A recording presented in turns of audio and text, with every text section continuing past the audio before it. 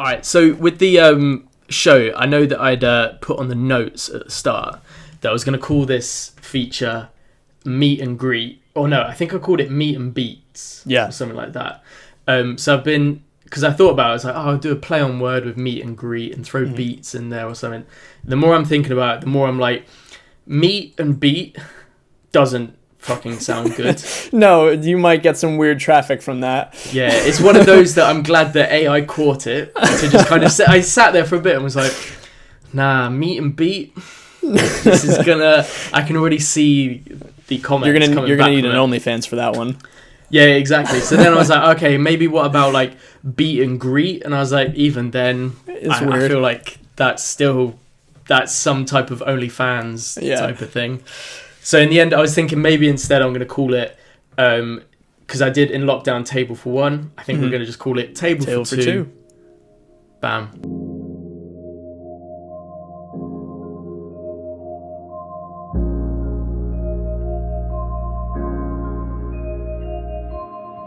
So it's a momentous day in our history as we've got our very first guest on the show. You may know him from his downtempo, chilled beats with releases on Avery Records, Pueblo Vista, and a track with over 2.5 million streams off Lo-Fi Fruits. But maybe more on that later, yeah? Yeah. And you can also catch him on his Twitch stream, streaming every week with games and beats and coffee. Yes, sir. It's the man, the myth, the legend. Please welcome Broey Beats. What's good, man? That's when you need the soundboard. I know. I would like to, because obviously it's so obvious that I've got a what do they call it? Like a crowd, an audience that are here. Yeah. As we're doing this, so what I'll do is I'll just add in a real like generic audience clap as we the 90s sitcom claps and laughs. Oh and yeah, and every time we do a joke, we'll just do the laughter. Yeah. Good shit. Well, look, thank you so much for coming on. We've been chatting for like a fair while and gone through all the technical issues, so hopefully we should have no more issues. Camera will probably have expired by now, because we've been on for that long. But I've never used a GoPro, so I don't know what the idle time is on those things. To be fair, mine literally lasts an hour, which really? was all right in lockdown when I was doing the Table for One stuff where it was a half-hour show. No problem. Yeah. And then as soon as I pushed it for an hour show, it was like, okay, we've got to get this done in an hour. Yeah, set the timers. Yeah, set the timer. No time for chatting. Time for chatting. Strictly business. But yeah, so we spoke.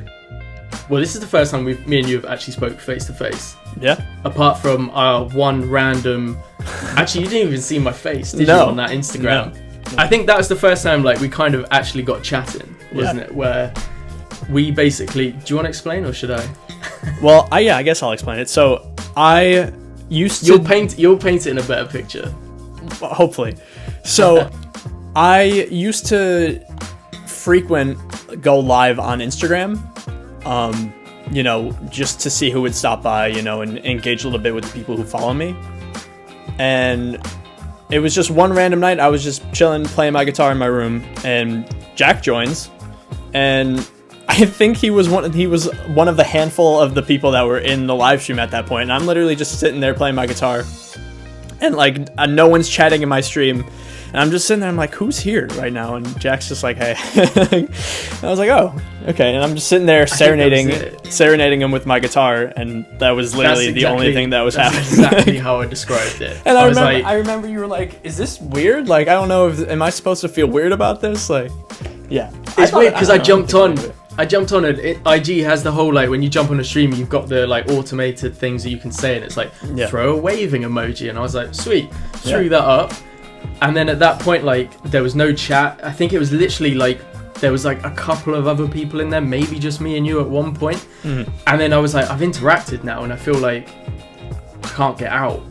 And then we were just kind of, like, for a couple of moments, I was like, cool, I've got to jump out. And then I spoke about it on the Table for One show that we were doing in lockdown. Yeah. And I remember you were on the live, on the chat, and you were just like, yo, my streams are not that awkward usually. Yeah, if people come and they go all the time. We were talking a little bit before about people having short attention spans. So, like, I get that a lot of times people aren't going to just sit and chill forever. But, the real ones do, and I'm cool with that. And in reality, anyone that's I'm cool with that too. anyone that's on Instagram knows that you're flicking through stories like every other second, basically. So it's not. And that's one of the main reasons why I stopped doing it on Instagram, because that's not the platform for that. You know. Oh man, people just want to go on Instagram and Facebook and Twitter to consume their content. You know, like they don't care about shit like me going live and playing my guitar. Like no one wants to see that shit. Like if they did, they'd want to see it in a minute-long post where they could like it and comment on it. Not like they don't want to join my live stream to just see me dick around for a couple hours, you know? Instagram is not the place for it. When they tried to do the verses, the whole verses thing when it started in lockdown, that was not the place for it. It was not. Whatsoever. Sound quality issues. Oh my terrible, God. Dude. And yeah, that's one of the main reasons why I switched to Twitch, because one, I'm super, super, super anal about audio quality.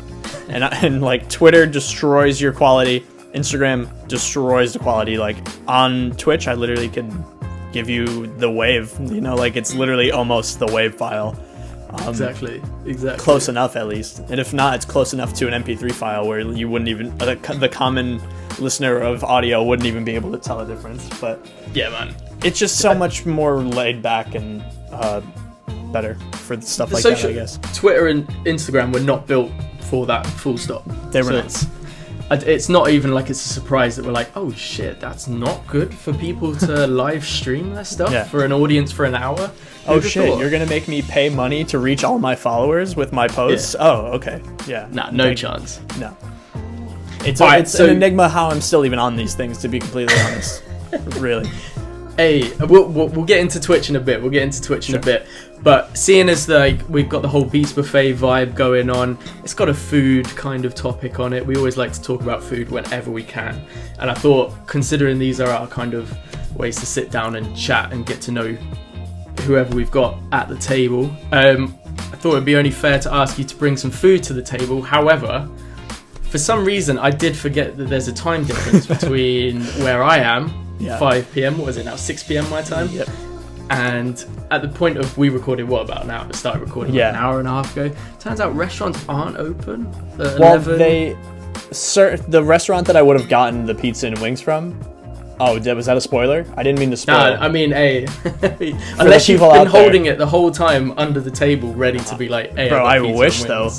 I wish. There's nothing greater than ordering takeout on the weekends. Oh, mate. But by the time like the place there's a wing place like literally 5 minutes down the road from my house. They don't open until lunch. So what time's lunch? What, 12, 1? They open at noon, and then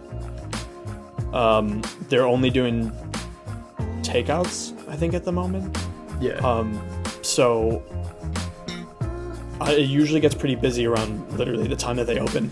Yeah, because people get drunk on Friday night and then they wait for this place to open at lunch. Craving for the wings. Yeah, they literally, as soon as it's open, they're bombarding it. So I definitely could have ordered it, and I definitely could have brought food. I kind of dropped the ball on that one, but nah, it's all good, man. Like I said to you, I was like, if it's one of those where like if we were in the same studio, then we'll bring some food in. But we could have had a Hot Wings interview. I would have got atomic wings.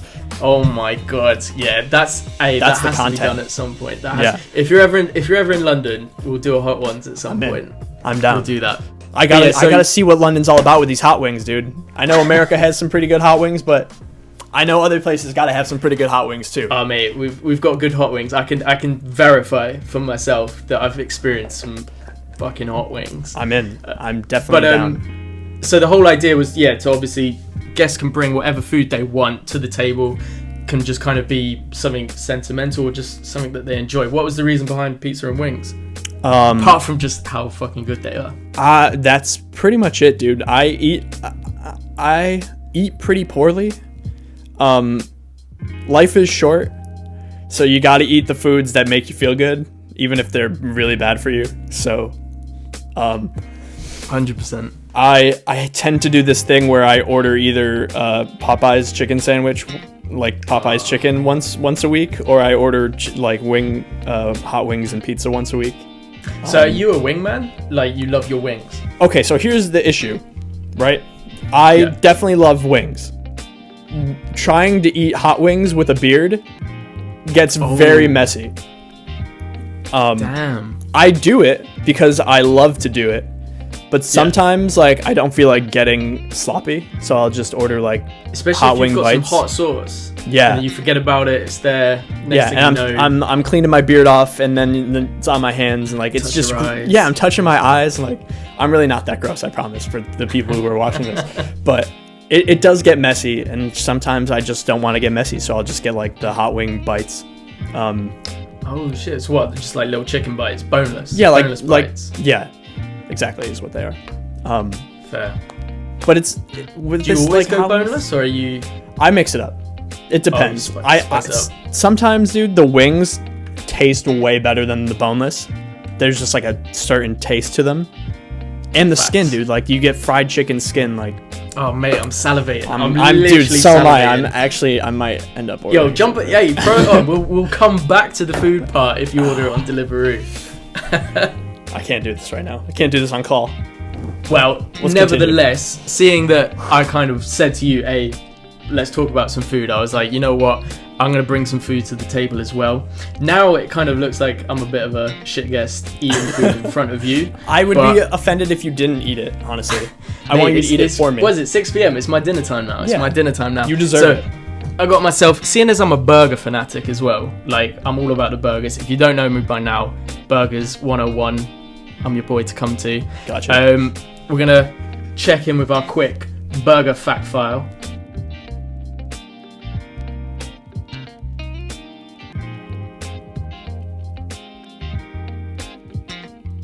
What's this? This has got bacon, chili, cheese, patty. This is from Boom Bat Burger, which, considering this is the first interview, I thought Boom Bat Burger was the only place I had to go and get my burger from this time. You should reach out for a sponsor. Hey, don't tell anyone. That's my kind of angle that I'm going on. I was like, if I can get sponsorship from Boom Bat Burger or any other burger restaurant, you know where to come. I'll talk about burgers for full 2 hours. Hell yeah, dude. Like, I will eat all the burgers you want me to eat on camera. mate, All of them. burgers are my multiple weakness. burgers in one sitting. My weakness. But when you said wings and pizza, I was like, okay, cool. Yeah. If we had pizza, wings, and a burger, that was it. It's the trifecta. Yeah, dude. Bar foods are right up my alley. Yeah. Are you a foodie? Like, are you a foodie guy, or do you love wings and pizza? I love all foods. I'm very interested in people in general. And I feel like with people, you know, everyone's so different. Everyone's from different cultures. Everyone's from different places. The best way to really learn about people is to try the foods from where they're from, I guess. It really says a lot about people. Yeah. So I like that. I like trying foods and trying new foods to expand my horizons a little bit. Do you travel a lot? Like, do you get a chance to? Because I mean, for me, as soon as you talk about kind of eating different types of food and what people kind of put into their food and their kind of passion behind it, my immediate thought is wanting to go to try different cultures. And do you get a chance to kind of venture and stuff like that? I haven't yet. I have a short list of places that I intend to visit. There we go. That was my next question. Yes, I do have a short list. I want to. Where are we going? I'm coming out to London, definitely. I have a couple friends in Leeds. I want to get out there. Yeah, strange. I'm trying to go to Amsterdam. You can't be an American that comes to Europe and doesn't go to Amsterdam. That's like a rite of passage, right? Right. Yeah. There's actually a lot of Americans who are living in the Netherlands right now on like a dual citizenship type deal.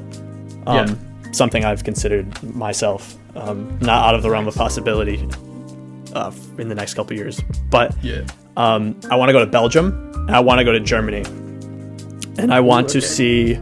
I want to go to Australia because I do have some friends down under. Nice. Yeah.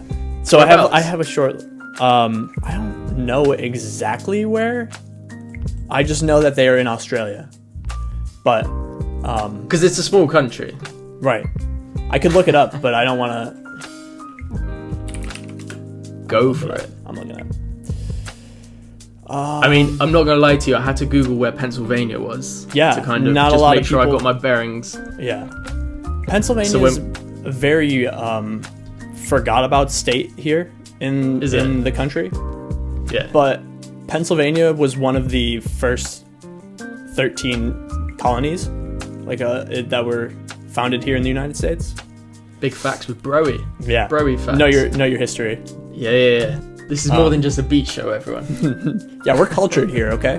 Oh yeah, we're going into everything: food, history, beats. We talked politics for a brief minute. We took. Well, thank God we haven't recorded that part. To be honest, no one needs to hear that. Yeah.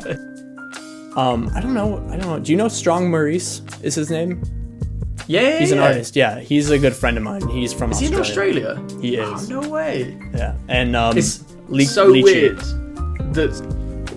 Is he in Australia as well? I don't know how to. Yeah, he's from Australia. Lychee. It's a fruit, but I don't know how to pronounce it. It's mad. Like you get to kind of, and we'll go into more on this on kind of like the social side of things. But you get to know kind of artists and stuff, but you have no kind of understanding of where they are. Yeah. I've only just started kind of recognizing like, oh damn, that artist is in London. Probably what, like just a shot down the road from me or something like that. Or like this guy's in like Leeds, for example. Like it's mad to just kind of think that there are people that you're listening to, connecting with, that are just shot all over the world and stuff like that. But and I think that's one of the things that I value most about this whole music journey is that I am connected with people literally all over the world. And like some are like you and I have a great time difference, but like we're here now chatting like over the same common interest. Like that's so cool.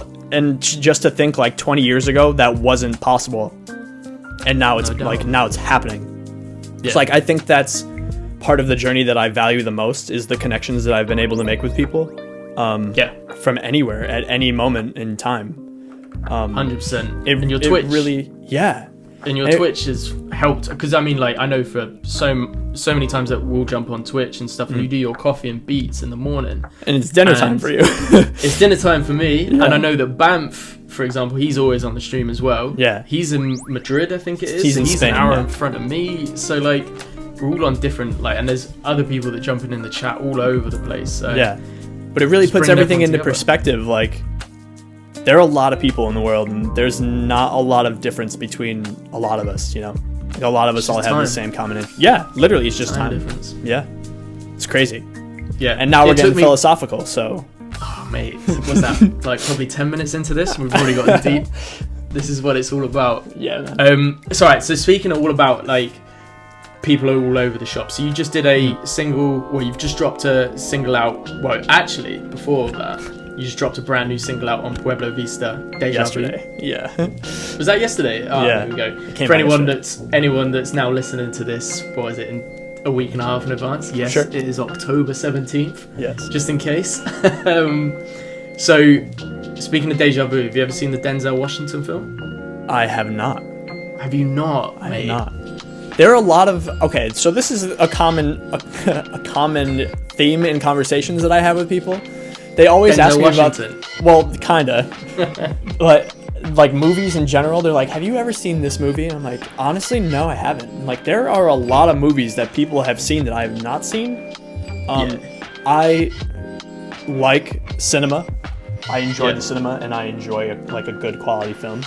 But I really haven't seen a lot of movies. Like, I know some people who watch like a movie every single day, and like they have an extensive collection of movies that they've seen and that they own. And I'm just like under my rock in here making beats and shit. Like, hey, I feel that. Yeah, I feel that. I'm lucky to get through a movie in a month. Yeah, I'll like watch a movie like, oh cool, everyone was talking about this 5 years ago. Like, I might now try and watch I'm finally ready to join the conversation.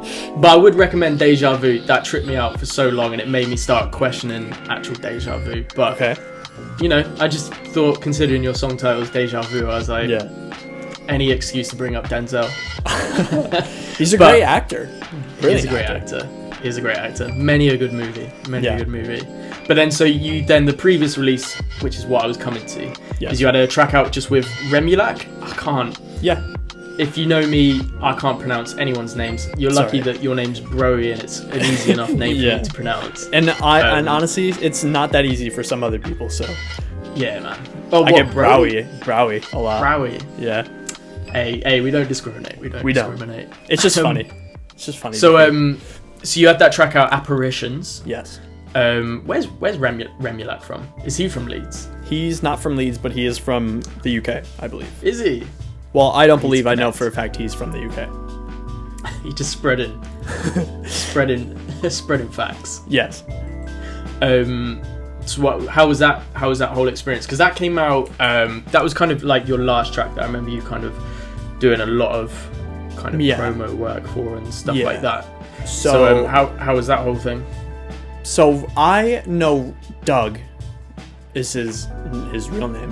Dougie. I haven't called him Dougie yet. I don't know if we're that close where I can start doing that. I would call him Dougie though. I don't think he would really care. But I know Doug through Leon, who is Laveria, who is the director of Aviary Bridge.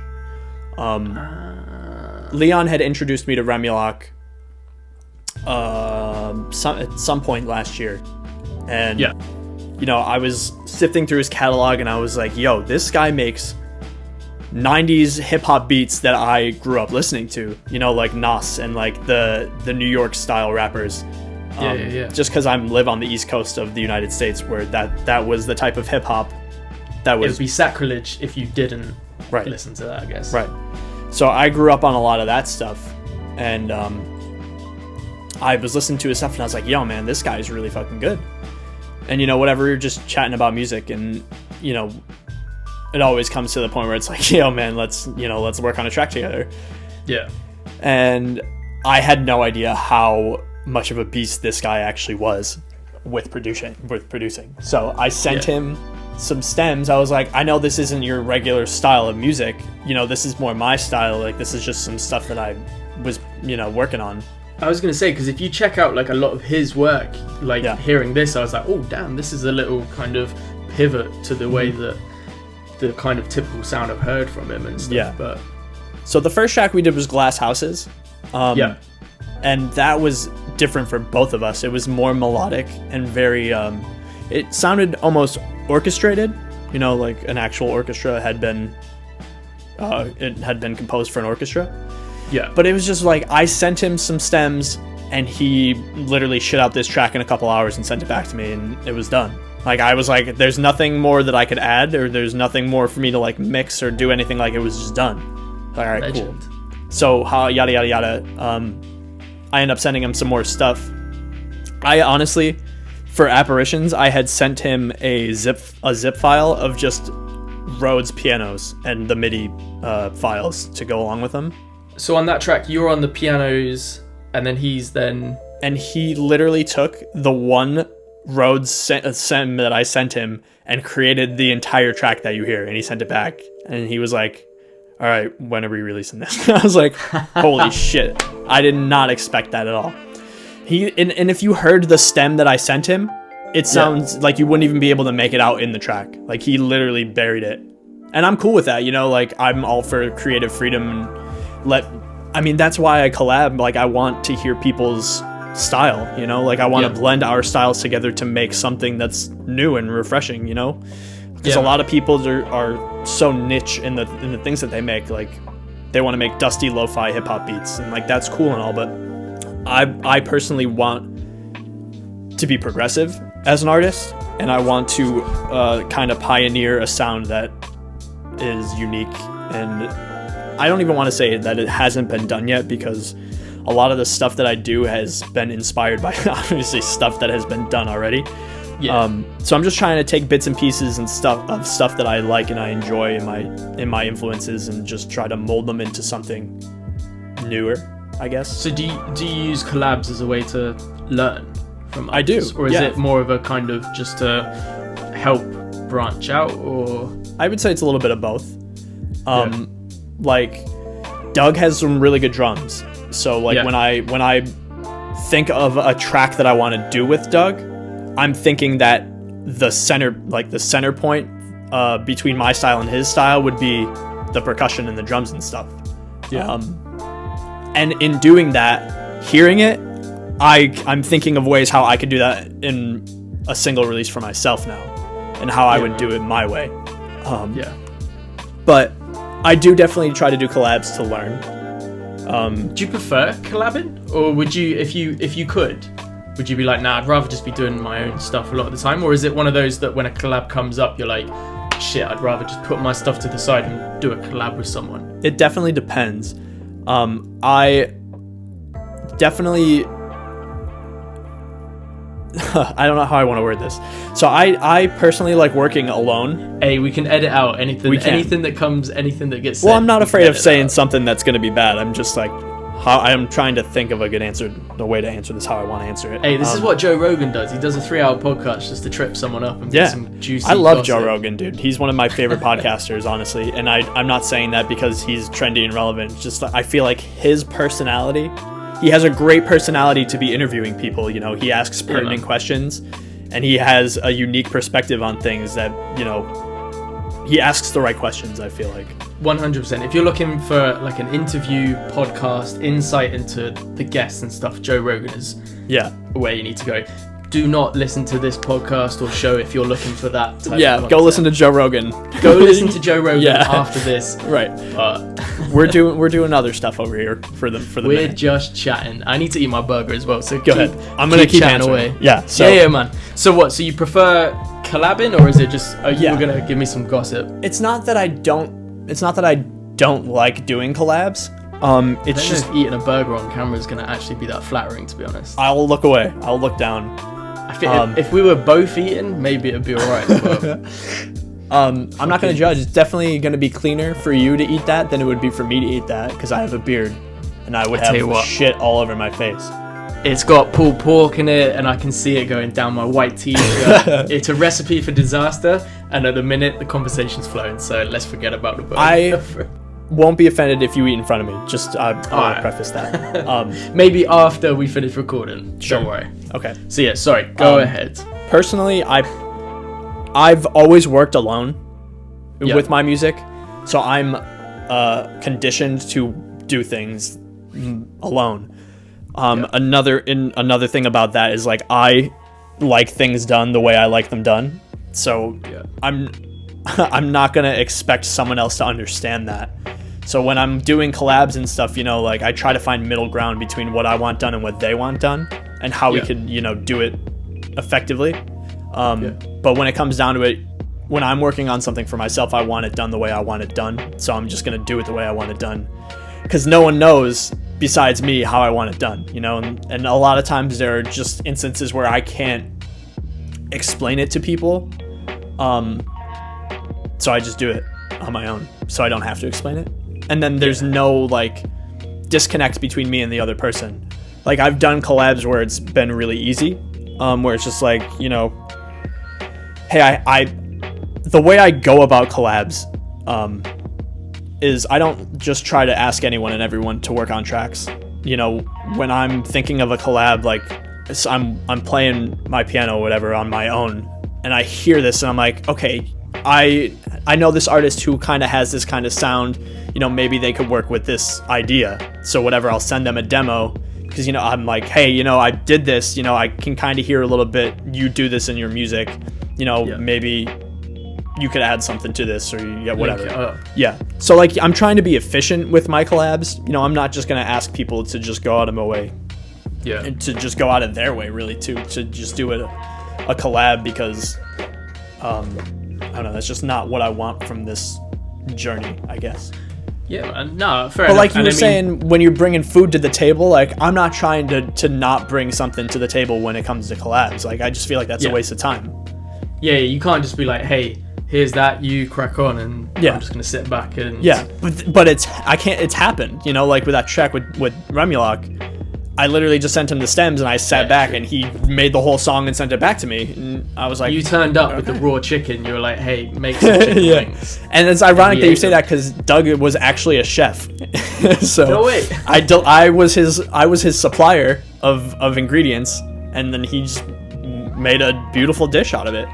And it was beautiful. The talk of music and food is literally my favorite thing, of just combining the two as well. Yeah, that's literally what it's all about. What's the point of eating food if you're not listening to music while you're doing it? Right? I can't. Well, no, I can't eat food without listening. Yeah, but what's the point? It's not as enjoyable, right? Yeah. I've got that many playlists of like evening, dinner time, like lunch music. You got the whole works there. But what about you? Do you kind of, bearing in mind that you're looking for, if you're producing a bit of music and you're like, okay, this person will be great to collab with, are you trying to stay up to date with what they're doing as well? Like, are you quite active in listening to what other guys are doing while you're also making music? Kinda, yeah. So I do generally try to keep up with my friends' releases, primarily, because there's so much going on at all times. Yeah, it is too much. You're familiar with Lo-Fi Nights? Yeah. Okay, so she does a live stream on Instagram every Friday. Yeah, her and I are from the same state. She's only a couple hours away from me. Okay. So I would consider us homies just because, well, one, she's awesome. She does a really good job for the community and the things that she does. Yeah. But I consider her a friend. Aside from that, we were on live and we were talking about it, and it was just like us as humans now consume a way larger amount of information now in a day than like 50 years ago they were consuming in a year. So the consumption of things and information, that it's just a lot to keep up with. So when it comes to like consuming music, like I try to keep up, like I try to prioritize my friends first, obviously, because they support me, I support them. You need to support the guys that support you as well, like 100%. Right. And I'm not opposed to supporting people who aren't my friend, you know? Like, if you make good music, I'm going to listen to it. Yeah, no, but I try to keep up with my friends first before I go out and try to find newer music, newer artists and stuff like that. Yeah. But yeah, I'm definitely, when I listen to a new artist, you know, and I get inspired by it, I go and create. And like, if I can finish a track inspired by something that I heard from someone else, you know, that's just how it goes. But you know, timing is everything. So I have a lot of times people hit me up and they're like, yo, let's work on a track. And I'm just like, yeah, okay. Like, I'm doing projects now. Like, it's not that I don't want to, you know, work on a track with you. It's just like the timing isn't right at this moment. But, you know, like, ask me again in a little while, you know, like, chance, you know, things might be different. Like, I might have a more free schedule. Man. You know, bring something to the table. Yeah. I try to be transparent with everyone because I want that too. I want people to be transparent with me. And I just feel like that's the most effective way to do anything, is just to be transparent with people, you know, like. And a lot of times people will send me tracks and demos and be like, yo, do you want to jump on this? I'm just like, well, it's not that I don't want to jump on it. It's just like, I personally don't think I can add anything substantial to it, you know, to make how are you gonna add your touch onto it? Right. And I feel like that's what the whole process is about, is taking my style and adding it to whatever that their style is. And just sometimes it doesn't work. And, you know, like, it's nothing to get mad about. Like, if someone gets mad that I said that, you know, that's on them, that's not on me. But definitely try to keep it real with everyone. 100%. And not even just collabs, just like if someone sends me, like, they ask for feedback on tracks, and I'll tell them, you know, I'll tell them what I hear. And a lot of it is subjective stuff. So you know, something might be too loud. It's too loud for me, but it might not be too loud for someone else, you know. So. Giving feedback, you're right, is one of those that it's so valued, but at the same point, like, I can personally vouch for it. Sometimes people will send stuff and I don't know that person. I'm not just going to then message them back. Especially, like, I don't make music as well. I just kind of, like, spread it or throw it into a radio show. That's all I do.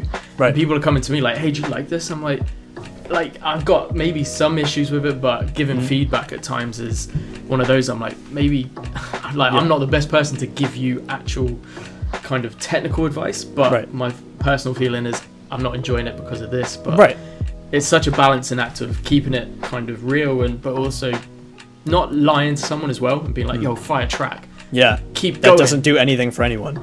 Nah, you're holding them back. Yeah. More than anything. Right. And the whole thing, the whole point is to get feedback to grow and do better. And, like, if you can't handle feedback, you need to take a step back and understand why you're not okay with feedback. 100%. And hey, yo, as well, shout out Lo-Fi Nights as well. Yes, shout out to Lo-Fi Nights. She's a great person. Yeah, she's doing a lot of great things, man. Love what she's doing. Love what she's doing. All right. So speaking of collabs, it's time for quick fire round. I'm definitely sure we'll just throw in some like massive animations of like bam, bam, bam, bam, like fire round. Better you than me. I don't know how to do any of that stuff. Mate, like clip art. I don't know. Is that a thing? Word art? Just like bam, quick fire. Gun sound effect. There you go. Job done. All right. So speaking of collabs, we've been speaking about collabs for the past like God knows how long we've been on for. Yeah. So I'm just gonna say each of the artists that you've collabed with. Okay. And I just want one word. Okay. Yeah? Yeah, I'm in. All right. We'll jump off on an easy one because we've been bigging him up the whole time. Remulak. Yeah. One word. One word. I can give you 1.5. Genius. Oh, damn. Big word to throw out in the first round. Yeah, but he's really got it going on, dude. To be fair, this is meant to be quick fire, and we've just taken a minute for that one. Yeah. All right. Okay. So you can edit it so that it comes right soon, as you say. And we'll just be jotting about in the video, like So Liveria, I can't. Liveria, I think. Liveria. I think it depends on the region in which you reside. The name kind of changes and stuff. Anyway, I call him Liveria. He might say Liveria. Liveria sounds, looks. Yeah, I see that. I just say what it looks like. Jazzy. Oh, nice. Yeah. Nice. Steezy. Prime. Lush. Oh, Solush. That is 1.5 words. I'll give you that. All right. Pointy features. You have collabed with all these guys, right? I'm not. I have. No, yeah. I haven't collabed with. Right. Safe. Spacey. Nice. And Fletcher Reed. Original? Oh. Yeah, I wanted to say organic, but I felt like that really didn't hit. It doesn't hit. So original. Yeah. Unique? Yeah.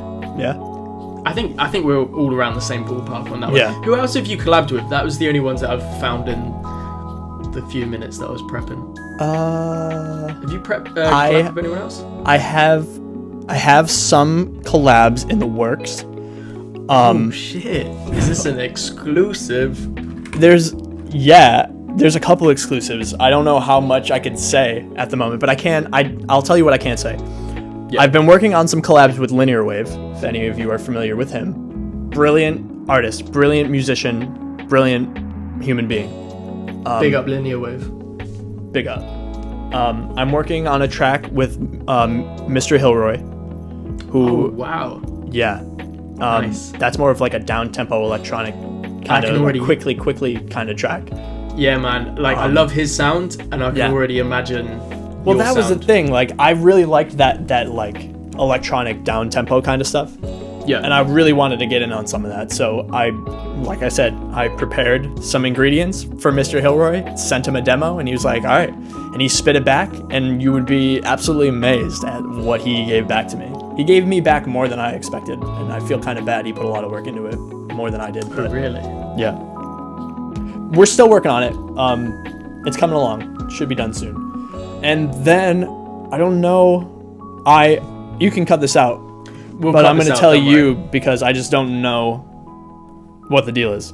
I'm working on it. Please listen to this intermission where we'll have some nice elevator jazzy music now. Yeah.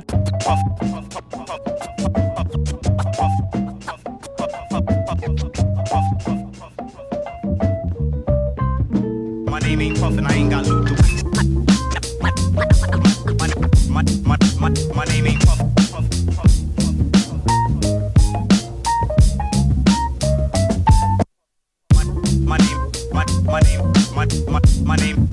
My name ain't Puff.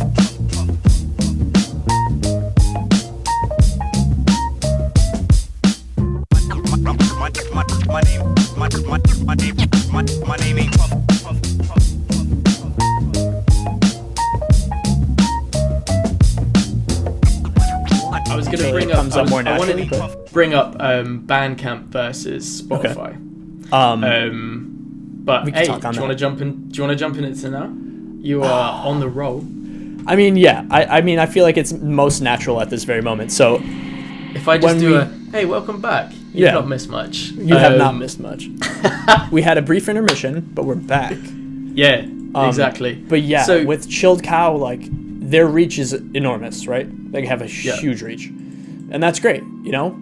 And then you said, just to recap, like, how many people are actually going out of their way to search up that song that they just heard on Chilled Cow? Like, you know, the odds aren't great at all.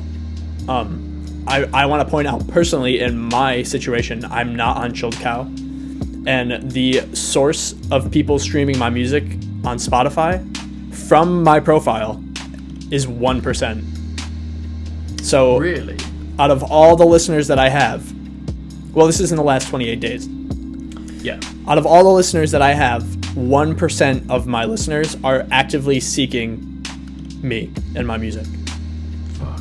Yeah. So there is a massive playlists. The rest are coming 60% from Spotify editorial playlist, 22% from other listeners' playlist. Yeah. 9% from Spotify's algorithmic playlists like Release Radar, Discover Weekly, stuff like that. And then 7% is coming from listeners' own playlists and libraries. So it's very interesting to see that 22% of the people who listen to my music are listening through someone else's playlist. Yeah. Which then you're begging the question of, how are they listening to that playlist? I think that's the whole age-old discussion at the minute on Spotify, isn't it? Of who's actually listening to these playlists and are they going through this playlist and being like, oh damn, I like that song. Yeah. Bam. Like, let me go find that artist and listen more. Or are they just, as the whole kind of there for the vibe? Narrative is they're here for the vibe and it's on in the background. They caught it. They caught the vibe. Caught the vibe. Exactly. Yeah. How'd you feel about? That's kind of my gripe with all of this. Is the massive disconnect between the artist and the music. Smashing my questions. Yeah. That was one coming up later. Was okay. So what is that? Your biggest gripe with the lo-fi beat scene? I don't want to say lo-fi beat scene. We're not about that. The beat scene. Yeah. It's just that there's a huge disconnect between the person who's making the music and the consumer of the music. Yeah, man. And that does kind of tie into like the Bandcamp discussion, Bandcamp versus Spotify. Like, Bandcamp is really nice because if you have a following on Bandcamp, you know that they are there for you. You know what I mean? Like, Spotify and streaming, they're not there for you, they're there for the vibe. So, I mean, they're to each their own, you know, whatever works for them. But like, just the fact that like people are passively listening to this stuff for the vibe, and like, I don't know, I feel like real music lovers are they're taking that extra step and looking at the artists, and you know, they hear something, they like it, they're looking to see who it is. I think it's a natural progression. Yes. Like, it's a natural progression. Like, I can, from my perspective, trying to curate a radio show every month or mixes and stuff like that, like, I want to go out of my way to find a new artist. Mm-hmm. But if I find a new artist, it doesn't necessarily mean all of a sudden, sweet, now I'm following them on Bandcamp, I'm following on everything. Right. I'll follow him on that song, I'll follow him on Spotify immediately and make sure I kind of stay up to date with their next releases. And then you start hearing, but again, it's that more active side of things that I've gone and been like, okay, I'm going to keep an eye out for their next releases. And I guess with the people that are listening to as a background noise. Right. So what is your main method of discovering music? Spotify? Me? Yeah, you personally. For me, Spotify, SoundCloud, and in fairness, since starting everything up, it's been great in having people just hit me up directly on Twitter and Instagram. Majority. We get emails through and stuff like that, which is always good as well. But in fairness, with the radio show and recognizing, okay, I need to start playing more than just the same old artist every month, and that's good. Need to broaden the net out, but all of a sudden I'm actively now looking. Right. Whereas when I probably started, I was no different probably to everyone that's just listening to a kind of chilled cow, just kind of listening. I really like this. And all of a sudden you start building up your own library, and that's when it gets to a point where, okay, now all of a sudden I'm wanting to dig a little bit deeper. Right. But I think that comes back to if you're interested in digging. Right. And I feel like a lot of people aren't. They are not. They're not diggers, which is I mean, fine, brings, But like, where does it begin to be a problem, and when does it? I don't care if people are listening passively to my music. It's not an issue. I mean, I made music for people to listen to, so they're doing it. And are you going to try and push Bandcamp more? Because Bandcamp, I think, is now all of a sudden become the kind of ulterior, cool, I'm building up a following on Spotify, but now I want to translate these into Bandcamp, where I can get a lot more interaction and kind of appreciation of the music that you're creating. Right. So I'm not opposed to Bandcamp. I really like the idea. In terms of like money, you will make more money on Bandcamp than you would on Spotify. Granted that you can get people to your Bandcamp page to find it, isn't it? So I personally don't know how to build a following on Bandcamp. I think that's one of the things that's like holding me back from kind of pursuing it. Yeah. But I know it can be very good for artists. The tool's there. It's a very good resource. You can sell your merch from there. You could sell your digital music. You could do posts, I believe, right? You could actually like text post, like a tweet or whatever. You could do that. I think you can email your like followers as well. Yeah, it builds a mailing list for you. Emails. Yeah. So it's a really good tool, and I personally don't have a mailing list, but I know that like a psychological thing for consumers, getting them on your mailing list works, because a lot of times people don't unsubscribe. It's always finding the things that people are willing to tolerate in their emails. You know what I mean? Like I get emails every day from like Best Buy and Amazon, like about deals and stuff. Like, I'm not going to unsubscribe because one of these times, like, they're going to hit it. You know what I mean? Like, they're going to hit like, oh, you need this right now. And I'll be like, oh shit. Yeah, I do actually need that. And it's on sale. True. So like, I'm not going to unsubscribe. True. I'm willing to tolerate that type of stuff. So I don't know how to find the people who are willing to tolerate a mailing list for music, But I guess that comes back to building up organic fans, isn't it, and stuff like that. Which, I mean, that brings us on to, so you're on Twitch, which we kind of mentioned off at the start, and that's another whole different fan base that you could start building up. How are you finding Twitch as a start? Because for me personally, Twitch, I was put off the thought of it at the start like quite quickly, but also how are you finding kind of moving with it, and is it something that you're kind of looking to push as well as to kind of a huge element of yourself? Or Twitch isn't much of a discovery for platform for discovery. Stumbling over my words a little bit. Twitch is not a great platform for discovery. People go on Twitch for a reason. Like, the people who watch Twitch, they actively are seeking what they want when they go on there. As me as a person, like, I just live stream because I enjoy the interaction. Like, if someone stops in just to say what's up, like, I value that. Like, you don't have to stay, just come say what's up, and that's it. Man. I'm using it as an extension to kind of give people more of an insight into me. Like, a lot of times a lot of artists are very behind the scenes. I'm trying to be in front of, in the light of it, Because for people that maybe haven't checked out your Twitch, what exactly do you do on your Twitch? And I know you do. It depends. Jack of all trades. Yeah. So sometimes I'll just go live and I'll sit and listen to music. And if someone stops in and just says what's up or whatever, just wants to chat, like, that's what I'll do. Yeah. Sometimes I'll go on Twitch and I'll be playing video games, or sometimes I'll be making beats. Like, I do a lot of things because this is what I do as me, like Joe, not Broey, as Joe, or Joey, Joseph, whoever you want to call me in that moment. Joe, But- Broey, Joe, Joseph. Yeah. But yeah, like I'm trying to use it as an extension of me, you know, like a lot, like it comes back to the whole disconnect between the music and the person creating the music, you know.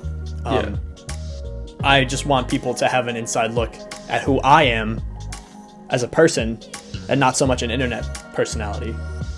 Yeah, man.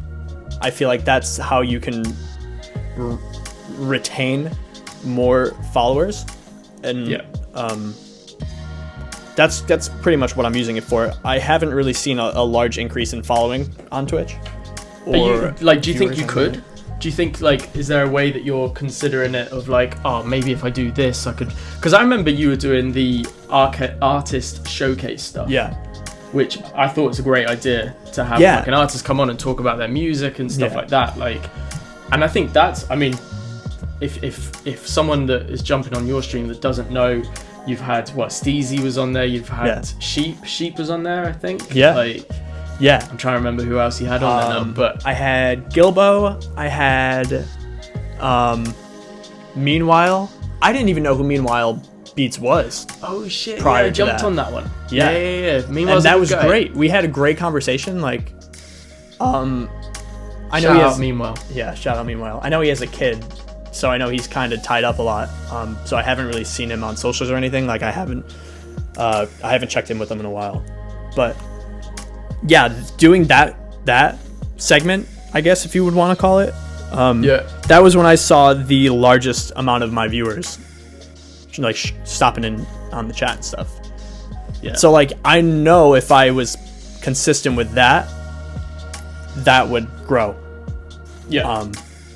The issue I was finding was that like I was reaching out to people to do the show, and they're like, "Oh yeah, I'm down to do it." And then like the day before, they'd be like, "Oh, something came up, yada yada yada." I'm like, "All right, whatever."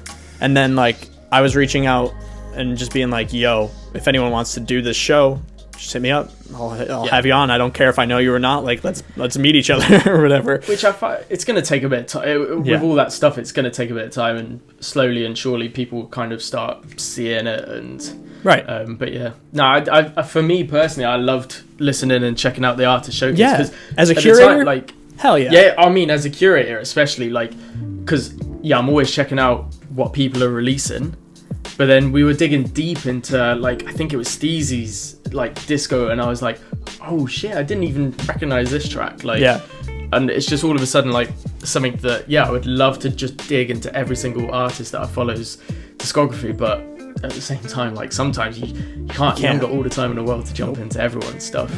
And I anticipated that too, because as I was going on, I was like, man, some of these guys are gonna have like days worth of music in their discography. Like, I'm not gonna fucking sit here on stream for 24 hours, and listen to their like. I'll make a playlist of some of their popular songs, or I'll have them make a playlist of the songs that they want to be heard. So that way, I feel like I'm kind of including them a little bit more.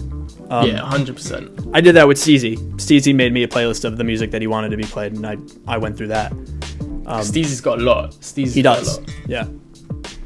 No, fair enough, man. I enjoyed doing that. It's just finding guests is hard. Every time I jump on your Twitch at the minute, though, you're playing COD, so I really enjoy playing. Let's not make it out that you're like, oh yeah, I'm just doing this for the community. You're playing COD. I am. I catch you all the time. I have a great time playing video games. And sometimes are you a big gamer? Yeah. Oh yeah. Massive. Define massive. Relatively. I would say I am a gamer. I definitely play a lot of games. I try to play a lot of new games. Do you know why I think you're a gamer? Because why is that? You game on a PC, and I think if you game on a console, you are a gamer. But when you game on a PC, you're top tier gamers. Controversial, but so. If we're gonna jump into gaming for a minute, I've been playing video games since I was a child. So, what was it? It was like Super Nintendo, and then it was like Sega Dreamcast, and then GameCube, PlayStations, and then Xbox. I was playing on Xbox, and then I think you've done the natural progression. You've done it. You've done the PlayStations, then you jump on the Xbox when it was that kind of whole new Microsoft era jumping in, and then you get to the end and you're like, okay, well, PlayStation is still PlayStation, Xbox. They're still Xbox. And I think I know a lot of mates that they were like, okay, I'm enough with the consoles. That's it. I'm upgrading and I'm making my own PC. Yeah. Have you built your own PC, or are you still just running on a hardwired strong PC? So I used. Were you on a laptop? Oh God. So I used a service from this brand called NZXT. They have a computer builder on their website, so you just go in and you pick the parts that you want. You like fully customize it, and then they build it for you, and they'll ship it to you wherever. So I did that, and they shipped it to me all in one piece. You know, like it was set up, everything was connected. I plugged it in and it started working. The dream. Because I don't know much about computers. I know how to use computers, but I don't know how to build computers. But from what I did on my research, like it's relatively easy to do it. I just didn't have the time or the patience to sit and learn how to wire a computer hardware, so I just let someone else do it for me. I mean, we had half an hour of trying to work out how to get a microphone to record a podcast. So right. I mean, hey, you're talking to the right person on. Hey, it looks easy, but how hard could it be? So but the whole idea wasn't so much about gaming. It was more so about having everything that I do in one central place. Yeah. So I started producing on MacBook on my laptop. Yeah. On this tiny ass desk. Like I was always hunched over and like miserable. So you know, as I started making money from my music, I reinvested it into I got a big desk, I got a computer, and all the stuff that I need to, you know, further progress with my music. Which is the move. That is the move. Just reinvested it. Yeah. You know, I paid the bills I had to pay, and then whatever I had left, I put into like a rainy day fund until I had enough to get what I needed. Yeah. You know, I didn't go overkill with stuff that I didn't need, except I did just buy 16 feet of LED strip lights to put on my desk. All right, I've seen this on your Instagram. Yeah. This lighting. I needed to catch the vibe. So if you're on YouTube, I'm gonna whack this on the screen and have a little look at Broey's setup that he's got. If I had a smaller webcam, I'd show you. Nah, it's all good. If you're on YouTube, you can check it out. But yeah, so it's just the idea of having everything in one place makes my life a whole lot easier. Yeah, man, 100%. And I'm kind of looking for like jobs that are work from home at the moment, because with COVID, it's been crazy. So, being able to work in this workspace, I mean, I'm in my bedroom, so it's kind of weird. But being able to like do work here and then do my music here, and you know, the way I spend time with my friends is we play video games. So, playing video games with my friends here is just all like, it's good. It's good to have everything in one spot instead of being 100%. All over the place.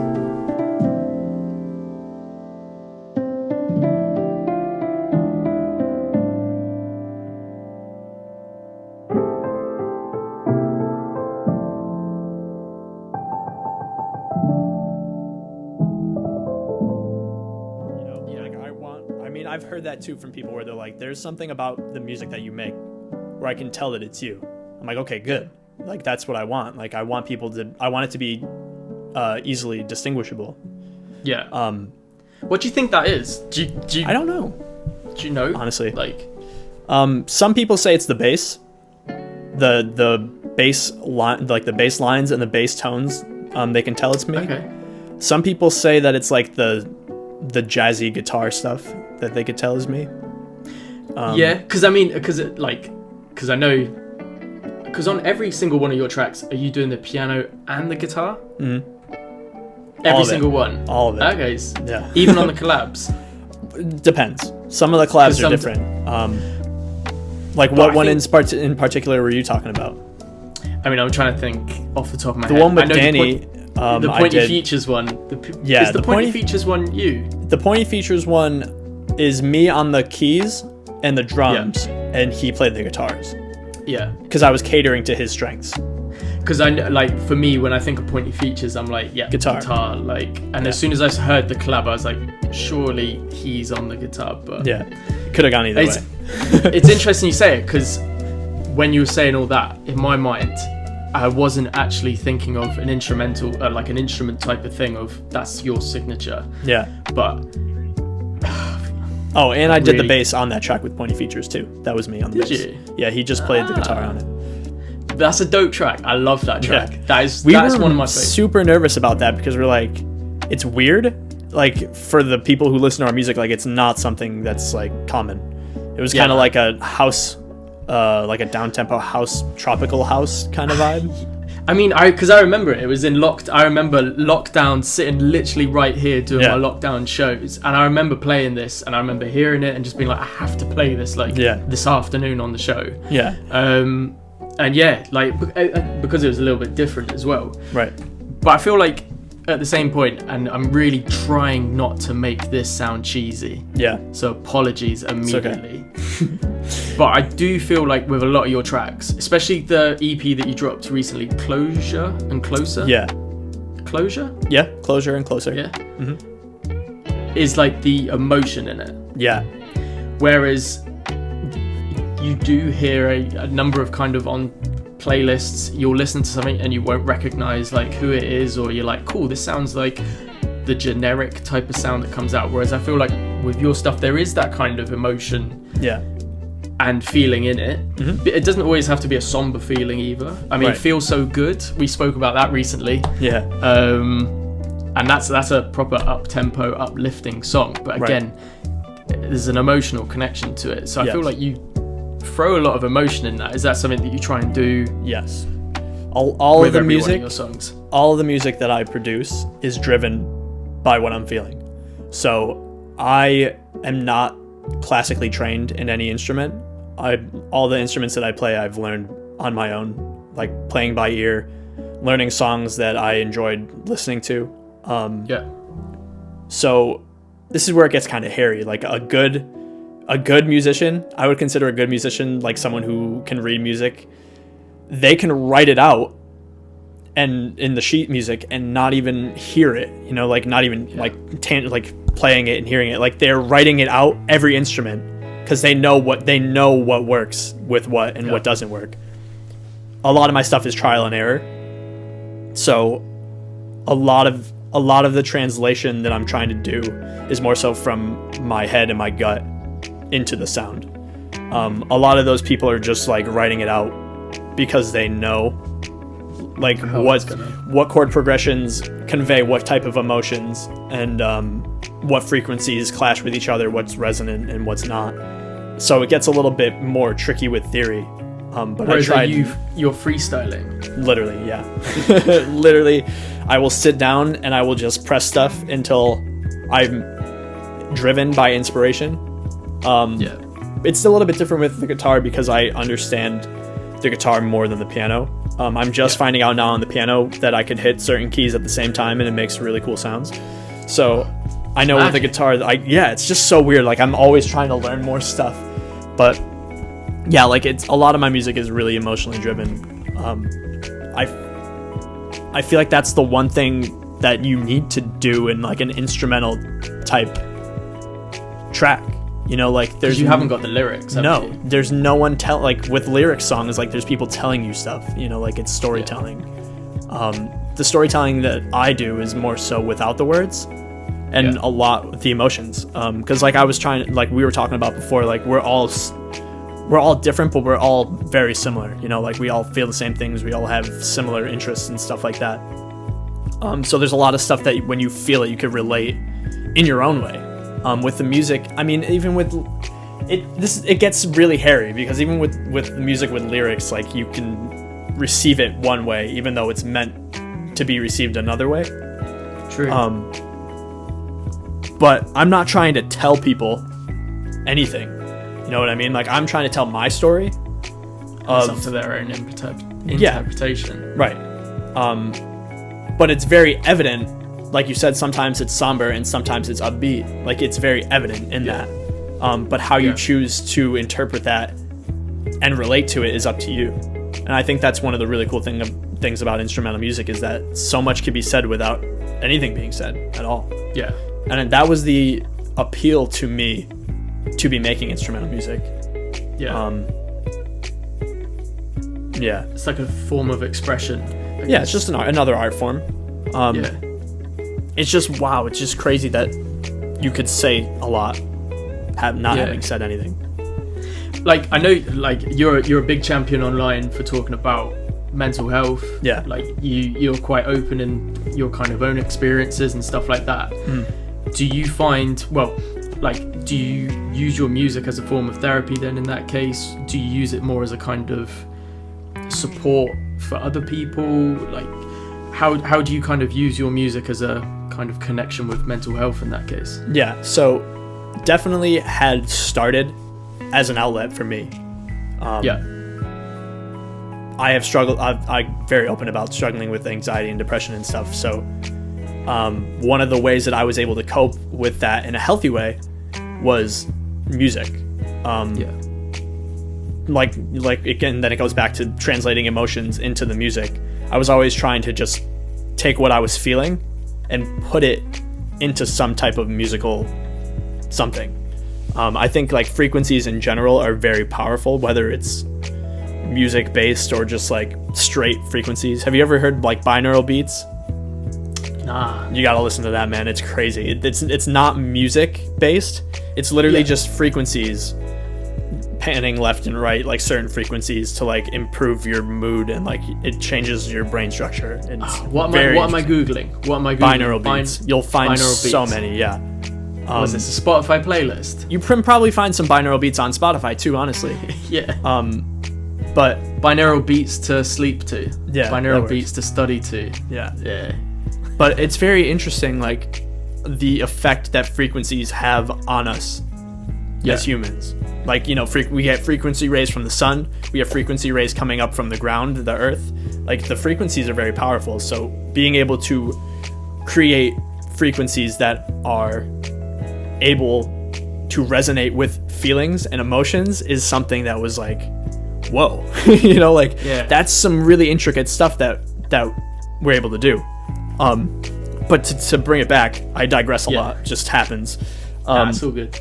Yeah, the music was an outlet for me to speak in a non-lyrical way the things that I was feeling and the things I was going through. Because everyone gets sad and everyone gets depressed and stuff. That's just what happens. But it's different for everyone. So me just like sitting down and playing the piano for a couple hours, like even if I wasn't recording it, you know, was just something that made me feel good. You know, like if I was sad, I played something that, you know, either made me feel a little bit better or, you know, was just like, sometimes I submerge myself a little bit deeper in the sadness because you need to feel it, you know, like you can't always avoid it. Sometimes you just got to accept it and roll with it. Man. 100%. So now knowing that people can resonate with the things that I'm making, I do try to keep it relatively close to helping other people.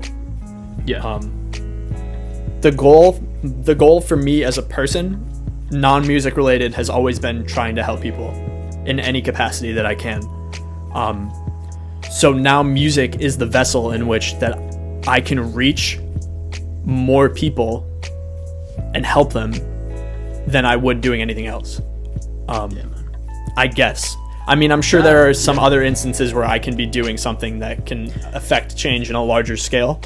But at this moment in time, I know that my biggest reach and my biggest way to reach people and help them is through my music and the internet and my presence 100%. On the internet. I think, like, as well, I don't want to be too kind of broad. Sure. But the type of genre of music in terms of chilled music, like there's a type of genre within the chilled hip hop scene that definitely kind of draws in a kind of encouragement to talk about how you're actually doing as a person and mental health and stuff like that. Right. And like I know, like we were saying, Lo-Fi Nights, she is a big advocate for talking online about it. And I know, like I said, you talk about your own mental health, and I feel like yeah, it's something that everyone seems to just now be clicking with. And Yeah. especially, I mean, we were talking about it earlier, like the fact that, yeah, you're making music,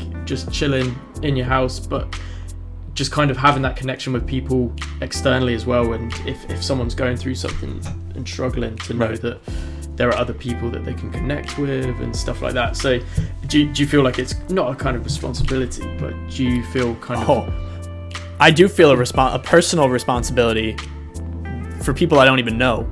If I could offer any type of help to anyone at any point, I feel like that is my responsibility as a human being to do what I can. You know, like there's going to be instances where I can't help people. It's just out of it's beyond the things that I can do for them, you know. But if I can help do something small, you know, I'll do it. That's my personal responsibility. That's why I am here as a human being. Obviously some people see it differently, but that's just how I do it.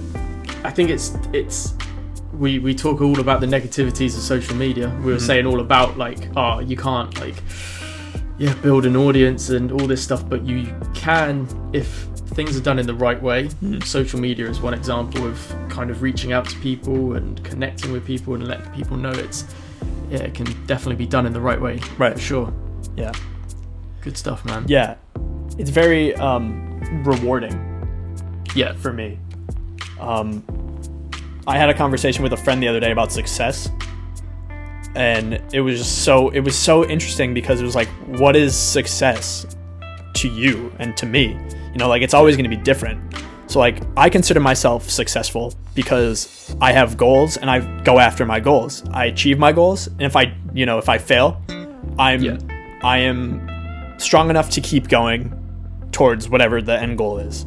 And that to me is success. You know, like I don't view success as like monetary gains, because what does that do for anyone? Like, yeah, you got money, you could pay your bills, you have a roof over your head, you have a bed to sleep in and stuff like that. But like at the end of the day, what do you got? You know, like I feel good helping people change themselves so that they can have a successful life, whatever success is to them. But it was just very interesting conversation. Our perspective on things is very interesting, and I tend to have a very different perspective than a lot of people. But I mean, it brings it back to the whole it kind of brings it back in a way to the whole Spotify Bandcamp thing, in a way of, if you're focused on success of that number, of just hitting numbers constantly, because like, okay, Bandcamp, you can kind of see who's bought your single or album or something, but it's not in your face, right? And I guess that's kind of example of people focusing on the wrong type of success. I guess. Yeah, it's very psychologically driven, Spotify. Yeah. People in a bad way as well. In a very bad way, yeah. Like people make great music and they don't get many streams. You know, why they start getting discouraged because no one's listening to their music. But they're still making great music. It's just that their marketing isn't there. There's not people hearing it. Yeah. And then they get discouraged and they're like, oh, well, fuck this. I'm not going to keep making music. Like, no one's listening to my music. I must suck. But that's not the case, you know? Like, there's just not enough, your statistics. It always comes down to statistics. Like, there's just not enough people listening to your music. The one thing that helped me get started, I never, ever thought about putting music on Spotify and Apple Music and stuff like that. That was never the plan for me. Until one day my friend was like, yo, you make a lot of music, like you should start putting it on Spotify. It's like, oh yeah, I don't know, like I don't know anything about that stuff. And then like we were just, you know, over a couple of beers we were just talking about it, and I started to think like, okay, there are a lot of people out there that listen to music. You know, if I can put my music in front of a lot of people, half of them will like it and half of them won't like it. But the more people that listen to it, the higher the chances are that someone will like it or dislike it. So I was like, that in itself was enough to persuade me that I should start putting my music out there for everyone. Because even if it's 10 people, 5 people will like it, 5 people won't like it. And that's just the reality of it. And then the adjustment was, how do I make it so that more people can hear it, to like it or dislike it? And then it came back to like, okay, well, it's not about the music, it's about the message that I want to send to the people. Yeah, it's not just getting the listeners now. Right. It's about, okay, actually interacting with the people is what it's about. Music is just the vessel in which I am trying to project my message and my goals, I guess. Have you got like an under the radar record, like a track that you've released, be it on Spotify, SoundCloud, it doesn't matter where, like a track that you've made and that you've put out online, that you're like, yeah, I'm feeling this, and then you put it out and maybe it just hasn't got the plays or airtime, or, and I know we were just saying plays aren't everything, but is there a track that you're like, damn, I thought, like, why is this not getting kind of mentioned or talked about? Or I think Apparitions was one of those tracks, the one that just came out with Doug. I thought that would have been received a little bit better. Damn, it had been received good. You know, there were people who were reaching out to me and they're like, yo, I love this shit, like I put it in my personal playlist, like I'm listening to it all the time, like that's great. But the whole expectations thing is what fucks me up, because I want all my tracks to do good, you know, like I want them all to be successful and have good releases and stuff. Yeah, you're not sending one out like, I fucking hope this bombs, like. Yeah, right. And if you do, I don't know, anyone who's doing that, we need to have a conversation, because you got some got some bigger issues with yourself. Hey, I don't know, I feel like some people drop stuff and I'm like, are you doing this as a wind up? As a troll, you're trolling me right now. Oh man, Neapolitan was another one with pointy features. No, I thought that one would have gotten a lot more.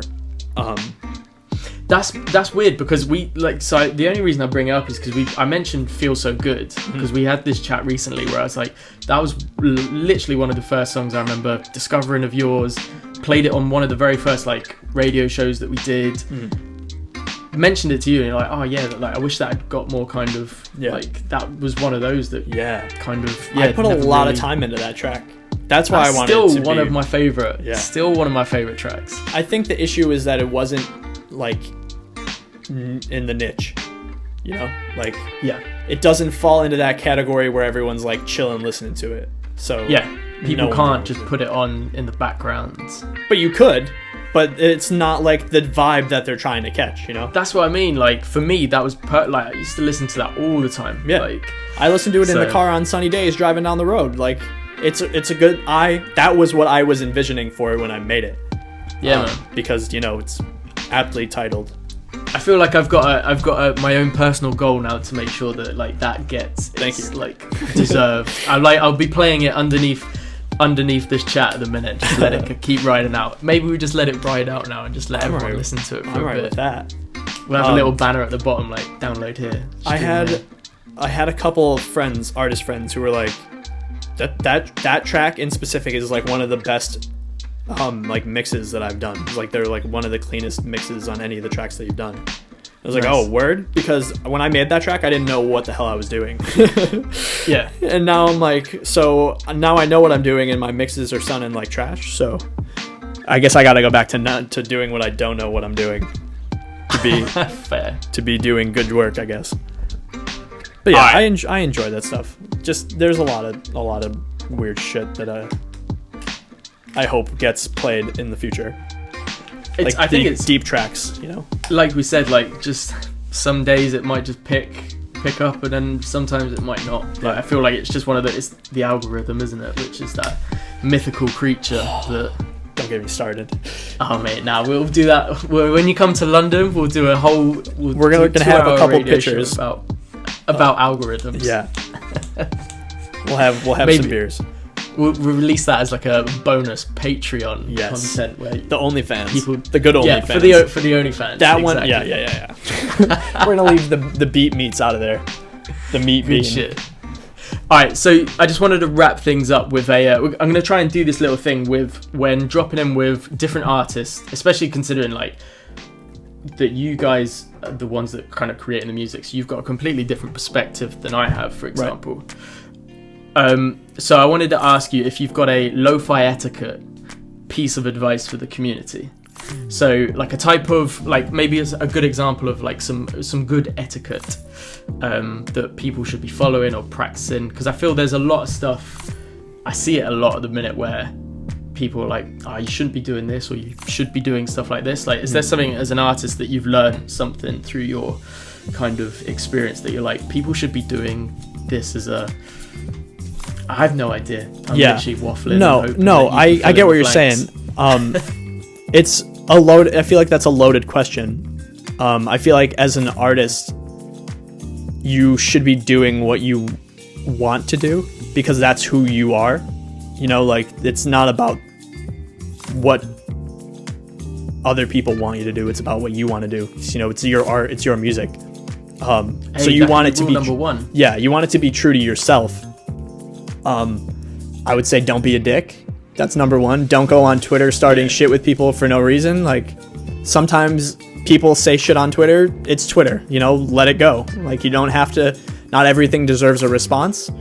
And everyone gets what they deserve at the end of the day. So you don't always have to throw yourself into things because you have something to say, you know? And not everything happens on Twitter as well. Like, Exactly. That's the other thing. Like, Twitter isn't the be-all, end-all gatekeeper. Right. So yeah, so don't be a dick. Yeah, in the broadest terms, don't be a dick.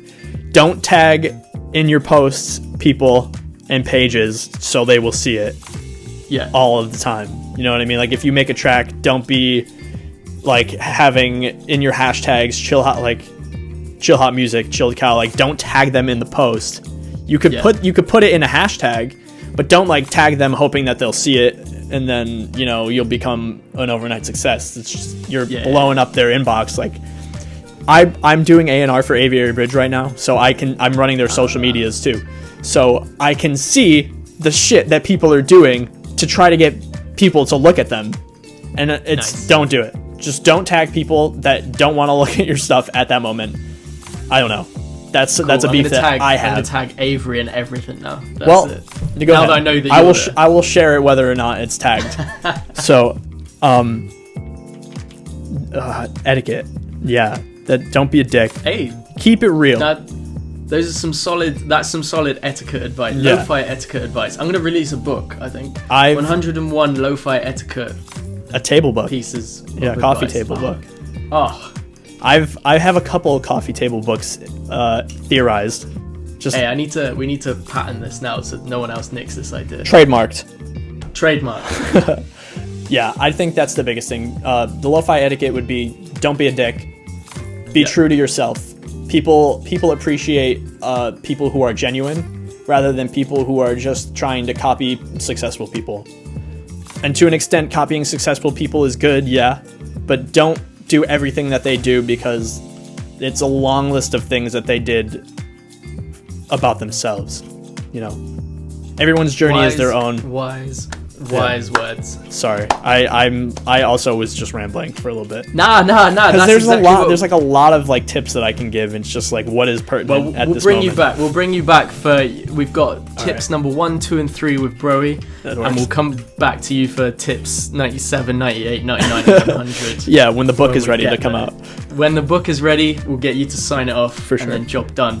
Thank you so much, Broey. Wise words to end things off. Thank you. Thank you so much for jumping on this, man. Really thank you for you spending this much time with me. Yeah, man. I feel like we've been on for like hours now. Yeah. But it's been sick. It's been sick. We'll chop it down, get into the shows. If you are listening on Kiki, you can go listen to the full 60-minute. We'll chop it down to 60 minutes up on YouTube. Good luck. Fuck yeah, I'm gonna need it. I'm gonna need it more to be chopping this down in Kiki, to be honest, because the idea is to just get like a little 20-minute segment in it. So tough. We'll see how that goes. Thank you so much, Broey. Yes. Broey, where can people find you? What's all your socials? And have you got like a bit of social media that is like you've been feeling at the minute? Something you've been vibing with? A little tweet or a post or something? You can find me on all social medias at Broey Beats, BroeyBeats, on all of them. I'm not on Facebook. Well. Don't look for me on Facebook. If someone on there on Facebook is Broey or Broey Beats, they're imposters. I think it's only grandparents on Facebook now, right? Yeah. So one of your grandparents might want to be me, and that's kind of weird. You should talk to them about that. A tweet that I've been feeling, I don't know. I saw my one friend tweet earlier something today about people being corny on the timeline, like they're just doing stuff for clout. Like, don't do stuff for clout, man. Just do stuff because it's you. Just be you. Is that lo-fi etiquette fact number 4? Just right be there? you. Lo-fi etiquette number 1, 2, 3, and 4. SPU. Good stuff, But man. yeah, thank you again. Thank you for having me. And That's all right, man. appreciate And it. to wrap everything up as well, so I know I already know the answer, but what's going on now? Have you got any new releases dropping? I.e., Yes, I have a single coming out on October 29th with my friend Linear Wave, called While the Leaves Blow. It's out on Aviary Bridge Records.